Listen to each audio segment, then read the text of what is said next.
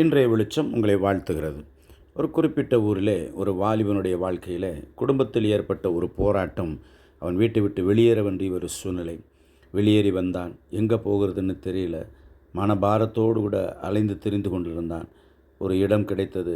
அங்கே இருந்து தன்னுடைய பணிகளை கவனிக்க ஆரம்பித்தான். ஆனாலும் கூட மிகுந்த ஒரு பாரம், ஏதோ ஒரு கட்டி போட்ட போல ஒரு பாரத்தோடு கூட வாழ்ந்து கொண்டிருந்த அந்த நாட்களின் மத்தியில் ஒரு சிற்றாலயத்தை ஒரு நாள் அவன் கடந்து போக வேண்டிய சூழ்நிலை. உள்ளே இருந்து வந்த சத்தம் அவனை ஈர்த்தது. உள்ளே போய் அமர்ந்தான். தேவனுடைய வார்த்தைகள் அங்கே பிரசங்கிக்கப்பட்டது. அந்த வார்த்தைகளை கேட்க கேட்க இருதயத்தில் சமாதானம் வர ஆரம்பித்தது. ஆலய ஆராதனை முடிந்ததற்கு பிறகு அந்த போதகரை பார்த்து பேச ஆரம்பித்தான். போதகர் அவனுடைய காரியங்களை எல்லாம் கேட்டு அவனுக்காக ஜெபித்தார்.